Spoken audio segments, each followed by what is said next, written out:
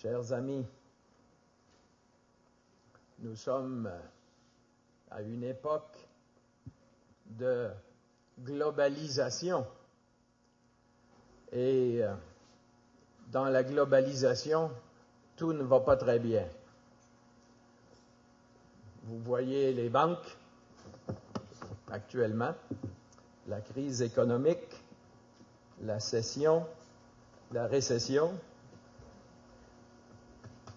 et nous sommes un peu inquiets de l'avenir. Et sans doute que l'inquiétude, elle touche particulièrement les jeunes générations, parce que les perspectives de travail ne sont pas évidentes. Et c'est pourquoi ce que nous vivons aujourd'hui comme rencontre est un moment important. Je crois profondément que l'Église catholique donne un grand témoignage de globalisation spirituelle. Les JMJ sont un signe dans le monde, un signe d'une jeunesse qui se rassemble, qui vient de tous les horizons, de toutes les cultures et de toutes les tendances, je dirais, et qui se retrouvent ensemble pour rencontrer quelqu'un, pour œuvrer à l'unité de l'humanité et certainement, tout d'abord, de l'Église et de la jeunesse. Nous avons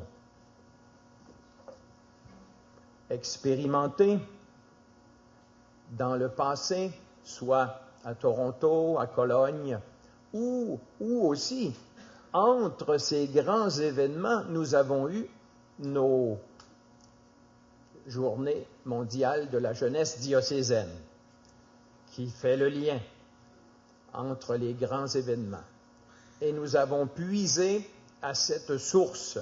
C'est devenu une source pour nous, pour les jeunes et pour les moins jeunes, que ce témoignage de l'Église catholique, cette rencontre avec le ressuscité et aussi avec le successeur de Pierre, à l'invitation du pape Jean-Paul II d'abord et ensuite Benoît XVI.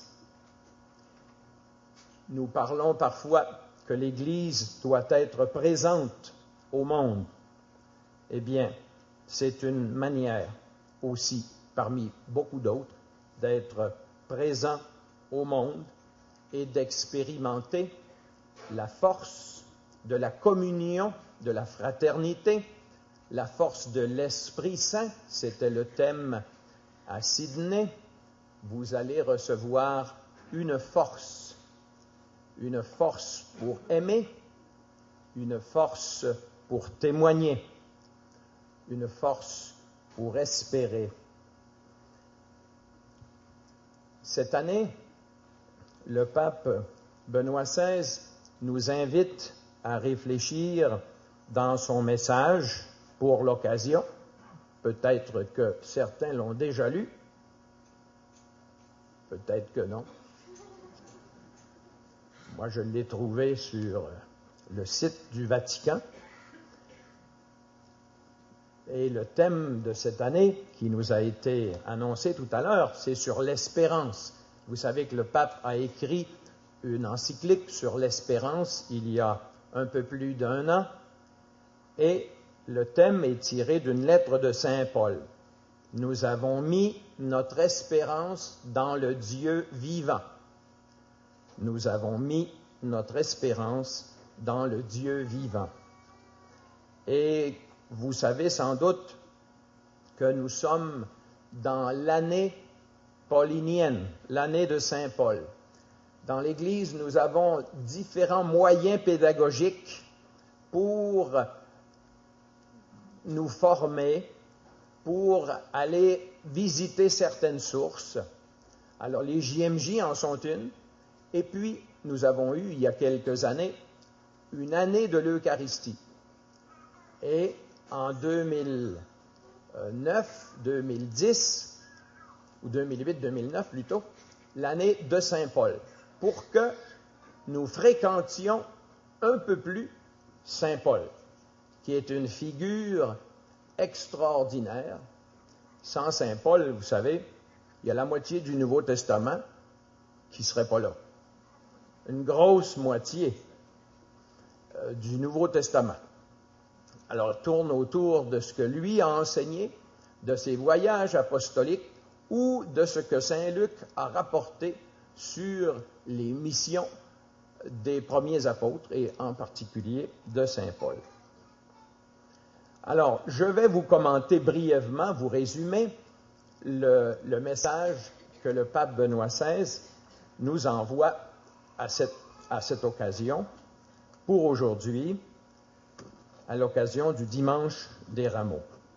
Il nous rappelle tout d'abord que le temps de la jeunesse, c'est un temps d'espérance.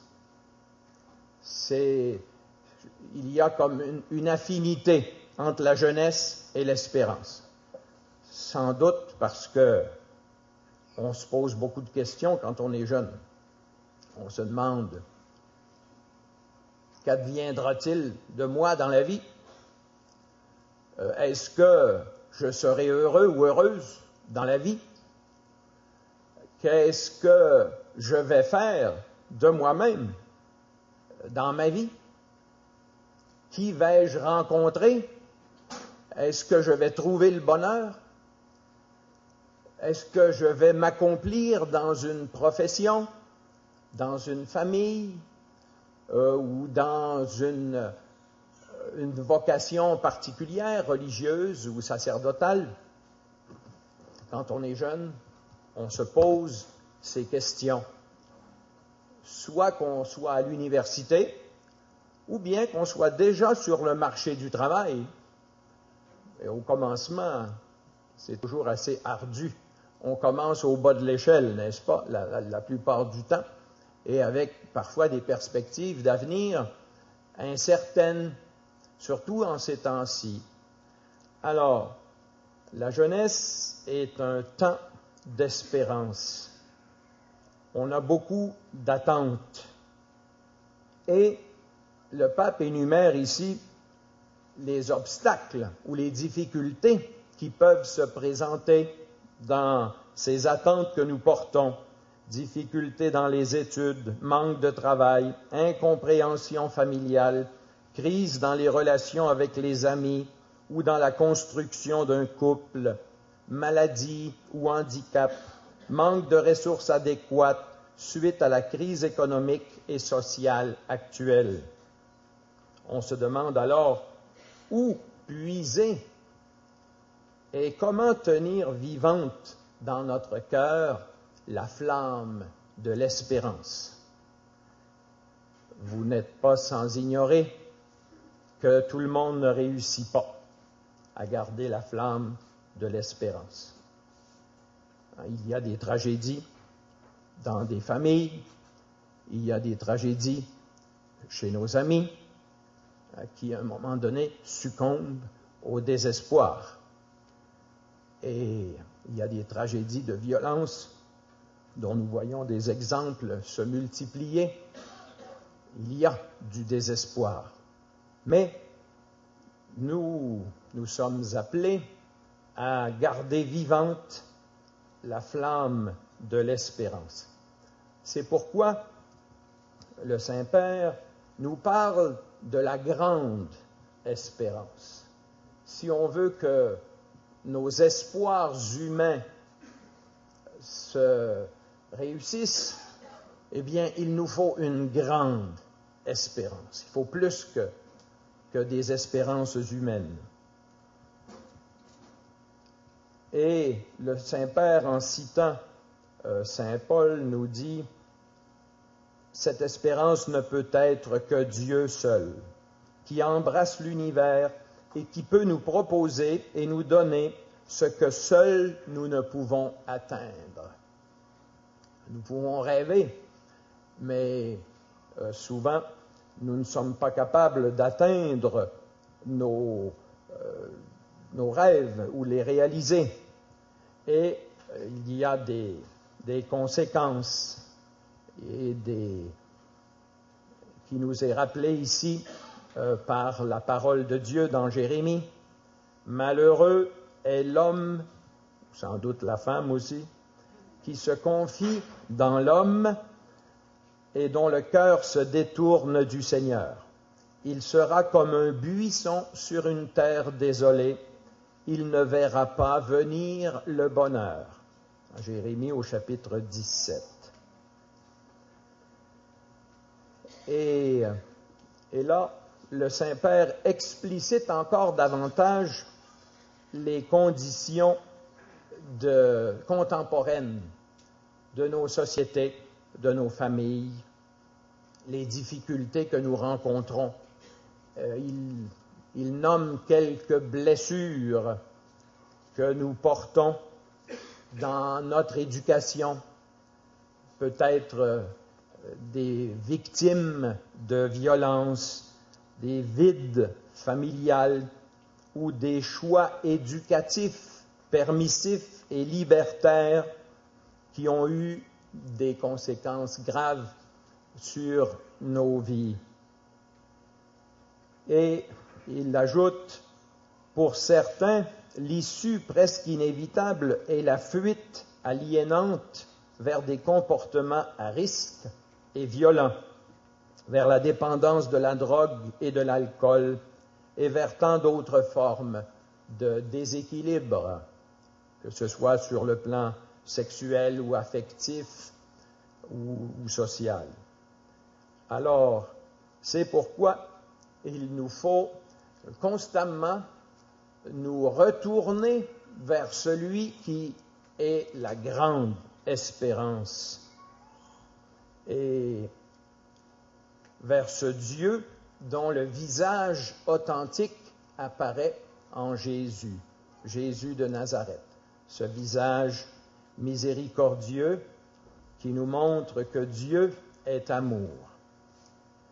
Et le Saint-Père nous salue avec Saint Paul en disant que le Dieu de l'espérance vous donne en plénitude, à vous qui croyez, la joie et la paix, afin que vous débordiez d'espérance par la puissance de l'Esprit Saint. C'est dans l'Épître aux Romains, au chapitre 15.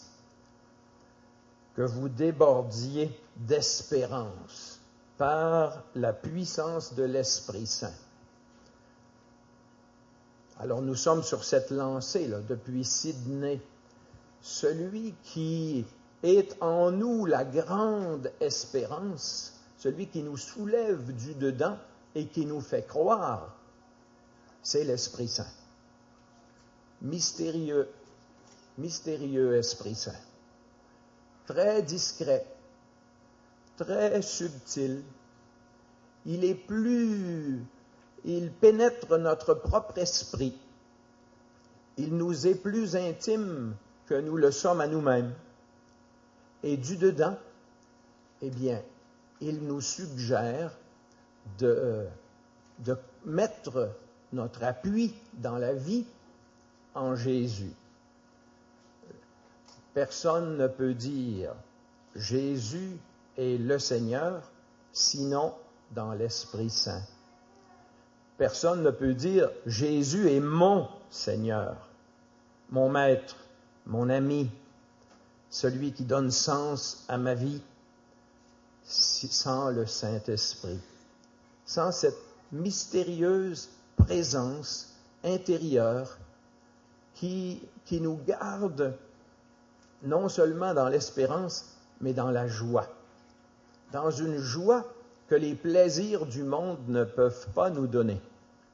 Parce qu'après les plaisirs, il reste un goût amer dans la bouche et parfois dans le cœur.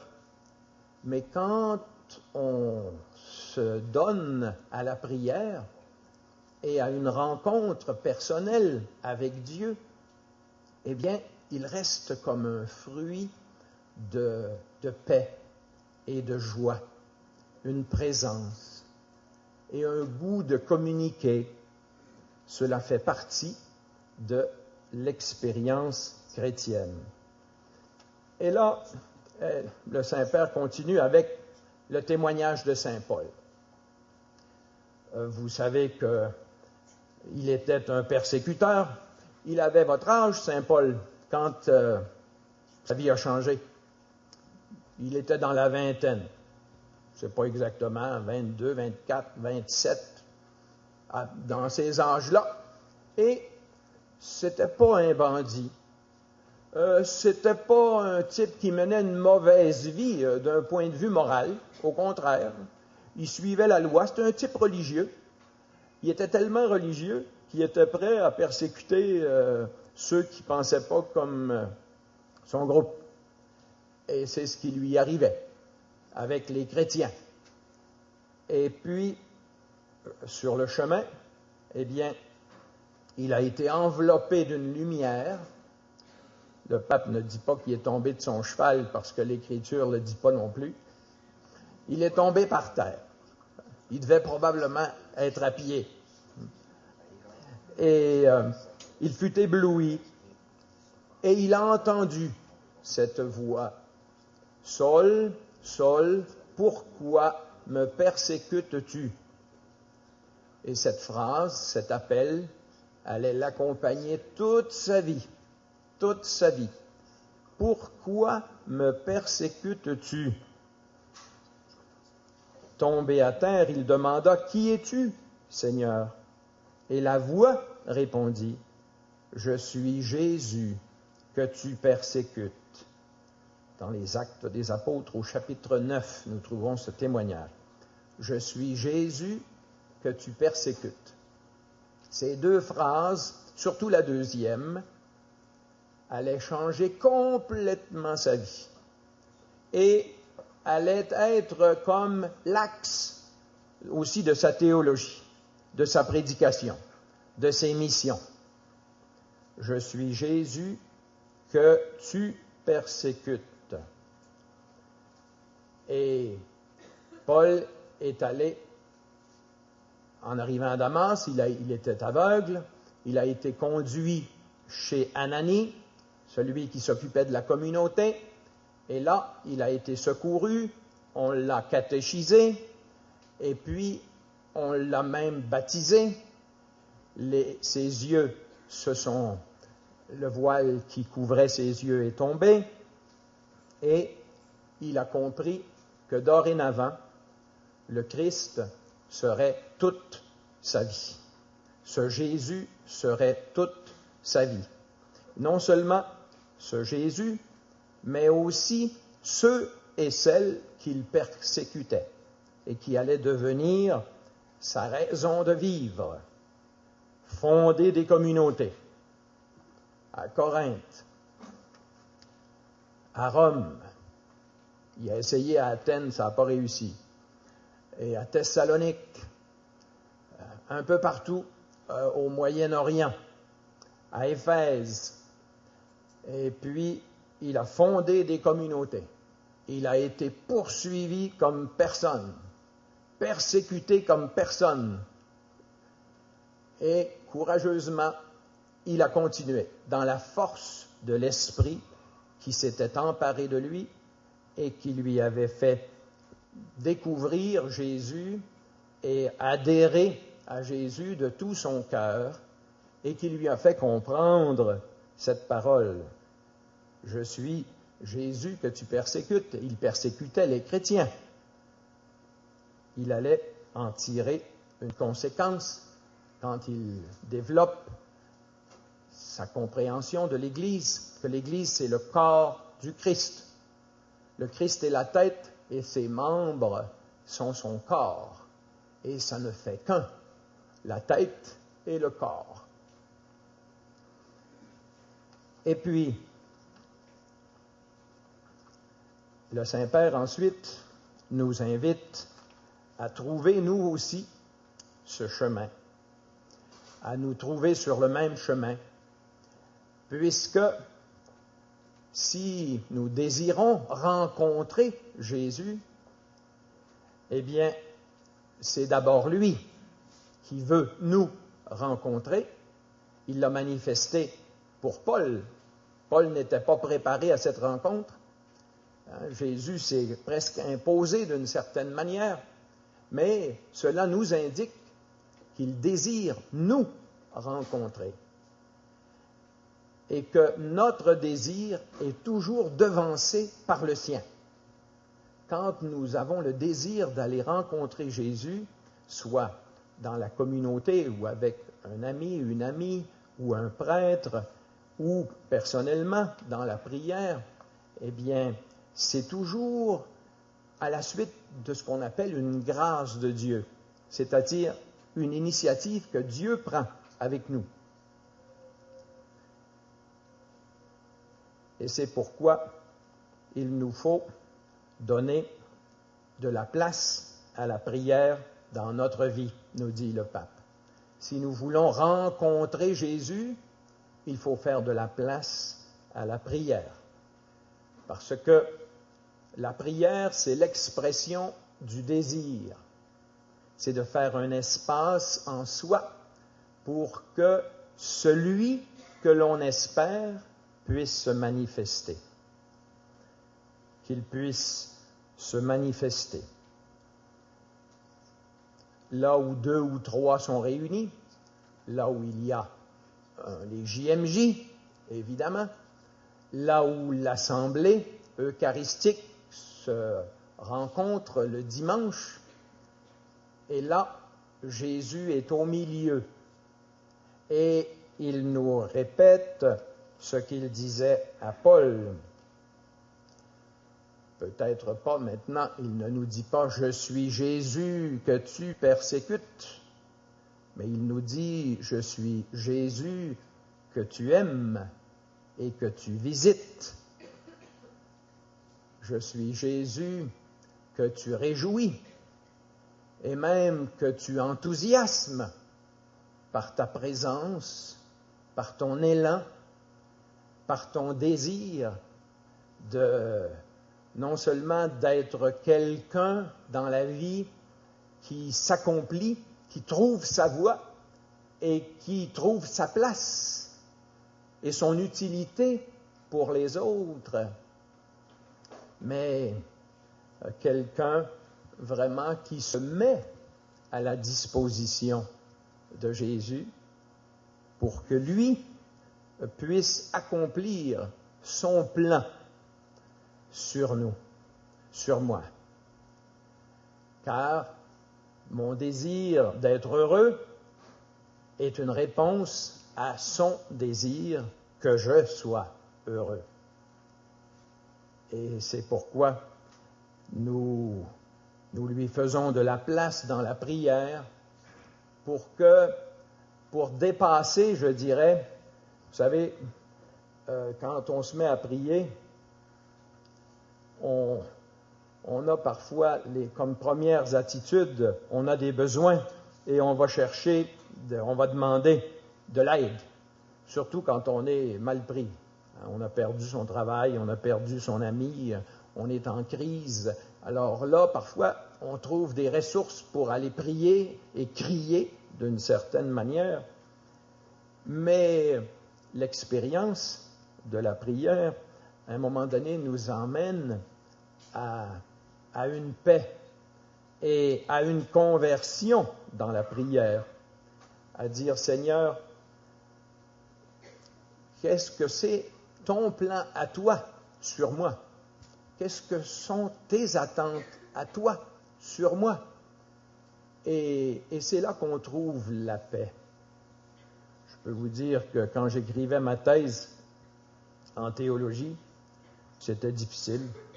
J'avais de la difficulté à commencer. Et puis, un jour, je me suis comme exaspéré. Puis je suis allé m'asseoir devant le Seigneur pour lui dire, je ne me leverai pas d'ici jusqu'à ce que j'aie une réponse à ma situation. Comment je devrais commencer? J'ai dû rester 2-3 heures, ça sera pas long. Et puis, tout à coup, au bout d'une couple d'heures, je suis allé ouvrir la parole de Dieu et je suis tombé sur la parole après que vous aurez fait tout ce qui était nécessaire. Considérez-vous comme des serviteurs quelconques et inutiles.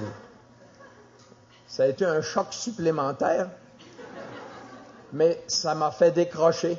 Ça m'a fait vraiment décrocher de ma propre volonté d'avoir une solution. Et je peux vous dire que cette nuit-là, après coup, il y a eu comme un flot extraordinaire de pensées et ma thèse s'est construite à partir de là. J'ai été exaucé. C'est souvent comme cela dans la vie. Je vous résume le reste. J'insiste encore un peu dans cette place à la prière pour trouver le chemin de la grande espérance, de l'espérance qui nous transforme le cœur. Eh bien, j'insiste encore un peu sur l'Eucharistie. Sur l'Eucharistie. Parce que c'est le moment clé de la vie chrétienne, source et sommet, dit le Concile. Et puis, c'est comme si le Seigneur, n'est-ce pas, dans l'alliance qu'il veut avec nous, voulait qu'on soit comme un bon couple. Dans un bon couple, il doit y avoir réciprocité. S'il y en a un qui domine l'autre, ça ne marche pas. Du moins, à long terme, ça ne marche pas. Ni que l'homme domine la femme, ni que la femme domine l'homme. C'est la réciprocité dans l'égalité, dans le respect de la différence. Alors, parfois, dans notre manière même de vivre avec le Seigneur, on lui impose nos conditions. Si j'ai pas telle affaire, ben, j'irai te voir quand ça va me tenter. Mais quand ça ne me tente pas, ben, je le laisse seul. Alors, apprendre la réciprocité avec lui, de tenir compte de ses attentes à lui aussi. Et l'Eucharistie, c'est le moment clé où il veut se donner à moi et à toi. Personnellement, même en son corps, il donne son corps à manger, son sang à boire, pour établir cette réciprocité, cette vraie réciprocité qui est divine, qui se réalise dans l'Esprit Saint aussi. Alors, je ne peux pas ne pas vous inviter à une fidélité sur ce plan, à la rencontre eucharistique. Je suis Jésus que tu aimes. Je suis Jésus que tu enthousiasmes par ta présence, par ta réponse d'amour. Et cela, le sommet de cela, c'est la Sainte Eucharistie, avec la communauté. Alors, pour conclure, eh bien, demandons à la Vierge Marie, la mère de l'espérance, comme l'appelle le pape, de nous accompagner sur la route, de nous aider à trouver notre chemin, notre réciprocité avec Jésus et la délicatesse de nos sentiments à son égard. Et aussi, demandons-lui surtout de comprendre un peu plus profondément cette parole de Saint Paul. Je suis Jésus que tu persécutes, ou Jésus que tu oublies, ou Jésus que tu laisses de côté, quand on laisse de côté l'Église. Le grand défi aujourd'hui, la grande tragédie même spirituelle de notre temps, c'est d'avoir séparé Jésus de l'Église ou de vouloir les séparer. Et c'est partout, dans une certaine culture médiatique, de nous séparer de l'Église. Alors demandons à Marie, Mère de l'Espérance, de nous faire comprendre la vérité qu'entre Jésus et l'Église, c'est tout un, comme disait sainte Jeanne d'Arc. Que Dieu nous vienne en aide et qu'il nourrisse notre espérance. Merci.